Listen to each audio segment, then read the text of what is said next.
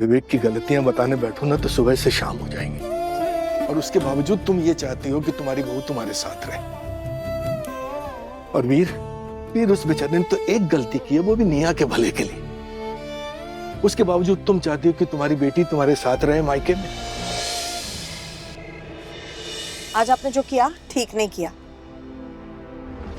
राधिका की मर्जी के खिलाफ उसे जाने के लिए मजबूर नहीं करना चाहिए था। कभी कभी इस पल में जो गलत लगता है ना लक्ष्मी, बाद में सोचने पे उसी में समझदारी लगती है।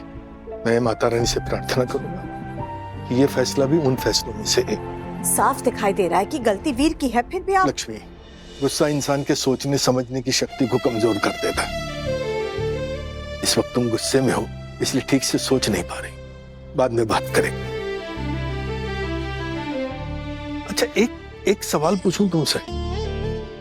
माता रानी ना करे, अगर कल को रेवती ये घर छोड़ के चली जाए तो क्या तुम उसे वापस ले आओगी? हाँ, रेवती के बिना तो मेरा घर अधूरा है, बिल्कुल वापस ले आऊंगी। अगर वो ना मानी तो?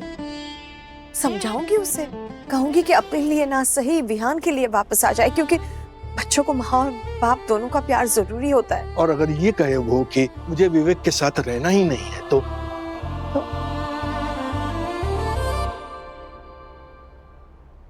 विवेक की गलतियां बताने बैठो ना तो सुबह से शाम हो जाएंगी, और उसके बावजूद तुम ये चाहती हो कि तुम्हारी बहू तुम्हारे साथ रहे।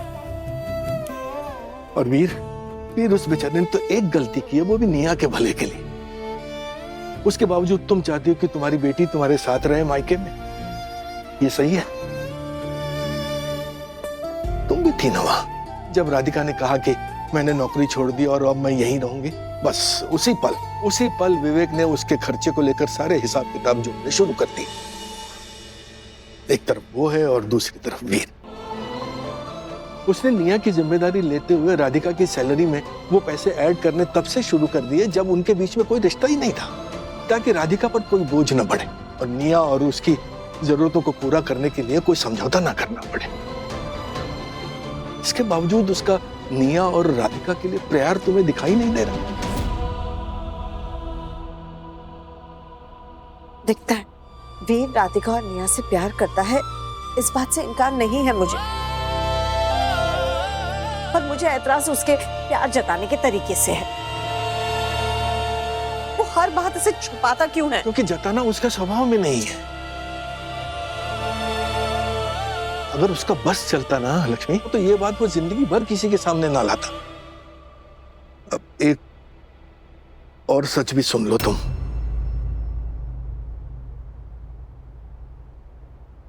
मुझे नौकरी वीर की वजह से ही मिली।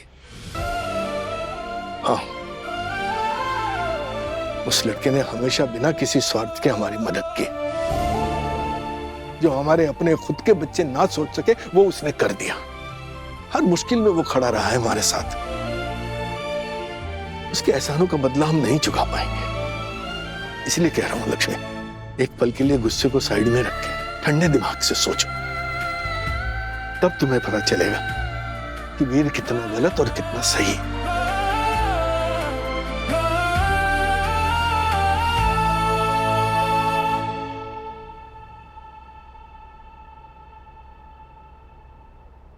मम्मा जल्दी बनाओ ना, मुझे स्कूल पे जाना है। हाँ बेटा, बस कर रही हूँ। अच्छा, एक बार अपने बैग में चेक करो, मैंने सारी बुक्स रख दी है ना? हाँ मम्मा। आ गया नाश्ते वाला आ गया। वे पापा, कल रात आप कहाँ पे सो रहे थे? गुड़िया तुम्हारे बगल में सो रहे थे और कहाँ सो रहे थे? झूठ, कल रात मैंने आपका बहुत वेट किया पर आप आए नहीं। कल हमने स्टोरी भी नहीं सुनी। गुड़िया देखो क्या है, हम कल आए थे और जब तक हम आए तुम सो गई थी। लगता है कल तुम विहान भैया के साथ खूब खेली हो, तभी थक के हम आने से पहले सो गई। तो फिर जल्दी आना चाहिए था ना। अरे हाँ हमारी झांसी की रानी, हमसे गलती हो गई, अगली बार जल्दी है, ठीक है?